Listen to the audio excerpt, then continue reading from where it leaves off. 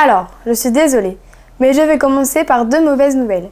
Aujourd'hui, c'est le dernier numéro de la 6e édition de Croque Lecture, et la deuxième, je serai accompagnée de Maud. Ça fait plaisir à entendre. Nous avons 4 chroniques pour cette dernière émission, 3 plats du jour et un sushi. Nous allons commencer par L'œil de Chac, chroniqué par Evie, écrit par Emma Lanero. Puis nous passerons à Je suis qui je suis, par l'auteure Catherine Grive, un livre présenté par Manon. Ensuite, nous passerons à Marion qui nous présentera Un ogre en cavale, un livre écrit par l'auteur de 14-14. Nous achèverons cette dernière émission par un manga présenté par notre célèbre Mathieu. Il nous parlera de Inamuro Sumo, du mangaka Kawada. Hello Evie! Aujourd'hui, nous te retrouvons pour ta dernière chronique et tu vas nous parler du roman L'œil de Chac. Salut à tous! Aujourd'hui, je vais vous présenter le roman L'œil de Chac, édité aux éditions Gulfstream dans la collection Électrogène. Il s'agit du tout premier roman de Emma Lanero, une auteure ayant beaucoup voyagé et aimant les civilisations lointaines, ce qu'elle fait bien ressentir dans son roman. Peux-tu nous raconter l'histoire du roman d'Emma Lanero? Fin du 9e siècle, une sphère mystérieuse envoyée par Chac, le dieu de la pluie, déclenche de nombreux cataclysmes. Cela met fin à la civilisation maya ainsi qu'à ses sacrifices sanguinaires.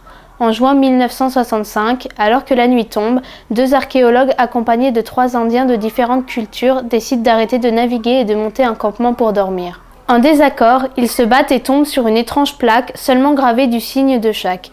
Pris par la curiosité et après de gros efforts, ils réussissent à soulever la plaque, aidés seulement du plus jeune indien, les 2 autres ayant refusé d'approcher. Ils découvrent alors une grande crypte et entrent à l'intérieur. Au centre de la salle se trouve un tombeau. En l'ouvrant, ils trouvent un squelette, dont le cœur est remplacé par une sphère noire. Le plus vieux archéologue, les mains couvertes de sang, suite à une blessure, s'empare de la sphère. Cette dernière explose alors au contact du sang, tuant l'archéologue et blessant son partenaire. Lorsque celui-ci se réveille, il voit l'Indien qui les accompagnait s'enfuir avec la sphère. Des années plus tard, en juillet 2005, au cours d'un trafic qui tourne mal, les Vénézuéliens tuent les quelques Irlandais venus pour leur vendre des armes. Après le massacre, les assaillants récupèrent les armes qu'ils n'ont plus besoin de payer et obtiennent un otage nommé Kate qui a survécu. Ce dernier se réveille dans une jeep et assise à une bataille opposant les Vénézuéliens à un autre clan étrange. Quelle est cette mystérieuse sphère envoyée par Chac? Que sont devenus l'Indien et l'archéologue? Comment Kate va-t-il s'en sortir et qui gagnera la bataille opposant les 2 clans? Comment l'as-tu trouvé? J'ai beaucoup apprécié le roman L'œil de Chac de Emma Lanero, bien qu'il soit compliqué à comprendre. En effet, l'histoire passe d'un personnage à l'autre et il est parfois difficile de s'y retrouver. Pour commencer, j'ai aimé le multigenre. Premièrement, le genre historique m'a plu. Dès le début du roman, l'histoire est plongée dans l'univers des Mayas, un peuple éteint depuis longtemps. Xingu, un jeune Maya, découvre la sphère au 9e siècle, mais le vieux chaman du village la trouve et, par ses mauvais agissements, décime tous les habitants. Deuxièmement, le fantastique m'a également beaucoup plu. La sphère trouvée par Xingu, puis par les archéologues et plus tard recherchée par Case et Gabriel, possède des pouvoirs magiques. Lorsqu'elle est en contact avec du sang, elle produit une explosion violente, tuant ou blessant les personnes proches d'elle. Enfin, j'ai aimé chaque personnage pour leur originalité. En effet, ils ont tous un caractère propre. Tout d'abord, j'ai particulièrement apprécié Case. Il m'a beaucoup plu car il est très différent, notamment parce qu'il est gay, ce que l'on voit rarement chez les personnages principaux. Il vivait donc une histoire d'amour avec son ami, rencontré en prison avant que celui-ci ne meure. Effectivement, leur relation interdite ayant été découverte, des personnes de leur propre clan ont été engagées pour les tuer.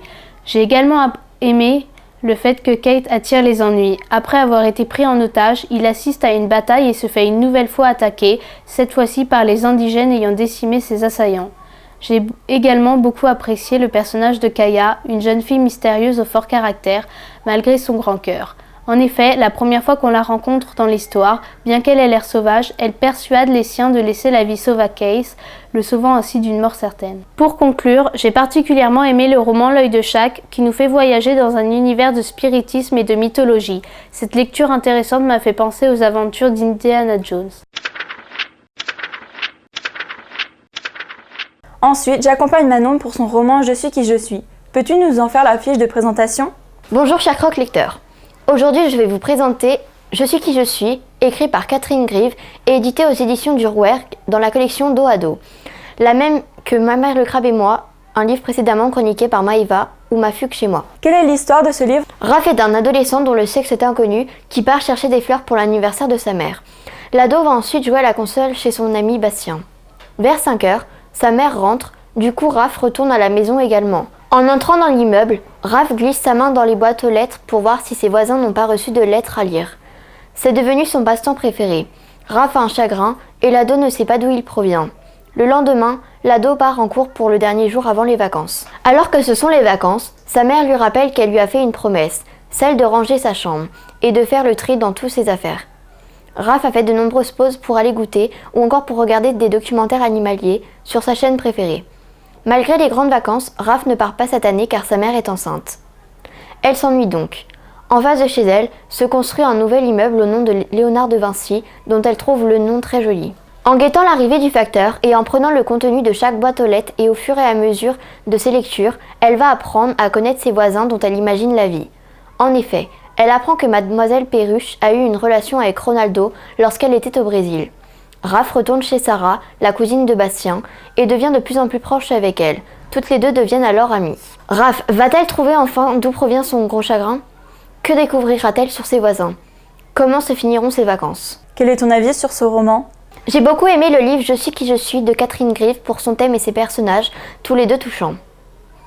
Tout d'abord, le genre de ce livre, tranche de vie, est plutôt intéressant. En effet, Raph habite avec ses parents et elle, reste pour la première fois à la maison pendant des grandes vacances car sa mère est enceinte. Le personnage vole le courrier de ses voisins pour s'occuper et les lit. Au fur et à mesure du livre, nous en apprenons, en même temps qu'elle, un peu plus sur ses voisins. Chacun d'eux a une vie qui éveille notre curiosité. Ensuite, ce livre a un thème très fort qui est l'identité. En effet, durant une bonne partie du livre, nous ne savons pas si Raph est une fille ou un garçon. Lui, elle-même, va chercher, comme de nombreux ados à son âge, à comprendre qui ils sont vraiment. Enfin, j'ai vraiment adoré le personnage de Raph. Effectivement, Raph est un personnage touchant qui a un grand chagrin mais qui ne sait pas d'où celui-ci provient. Elle se pose beaucoup de questions car les gens ne la voient ni comme une fille ni comme un garçon. Elle a presque tout le temps le droit au bégaiement des gens qui ne savent pas s'ils doivent dire jeune homme ou jeune fille. Son prénom, Raphaël, lui semble bizarre, lui qui correspond aussi bien à un garçon qu'à une fille.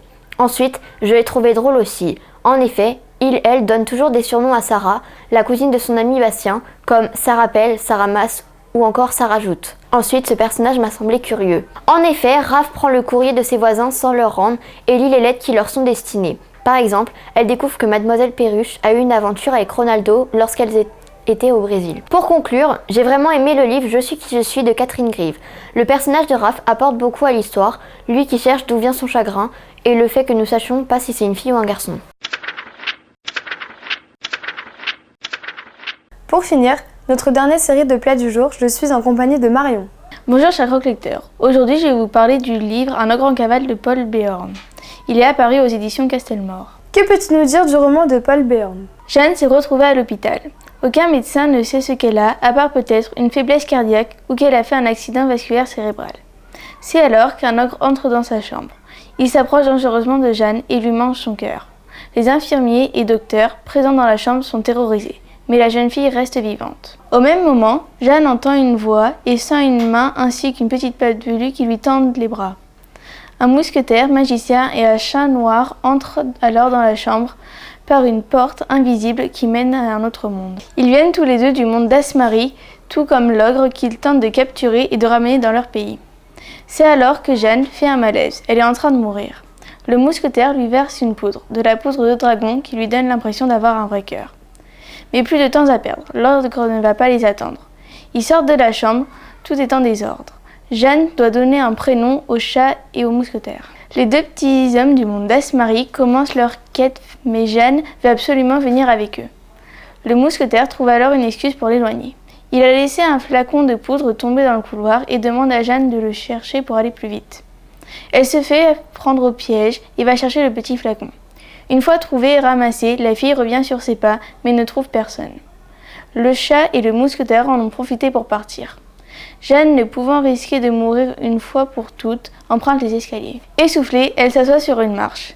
Elle rencontre une petite princesse. Cette dernière lui raconte son histoire et explique à Jeanne qu'elle est en fait morte et que c'est son fantôme. Victoire, la princesse, décide d'aider Jeanne à récupérer son cœur. Le conseillerais-tu à nos croque-lecteurs ? J'ai vraiment apprécié le roman de Paul Béorn, Un ogre en cavale. Tout d'abord, toute l'histoire est basée sur des éléments fantastiques. Effectivement, le royaume d'Asmarie est un monde imaginaire que le lecteur découvre et imagine tout au long du roman, même s'il n'y s'y rend pas. Le mousquetaire, le chat ainsi que l'ogre viennent de ce monde magique. La princesse Victoire est morte, mangée par l'ogre, et son fantôme est apparu dans le monde des humains. Jeanne est devenue une porte entre ces deux univers car elle croit encore au monde magique. Certaines statues prennent vie et aident Jeanne et ses amis contre l'ogre et ses nouveaux compagnons.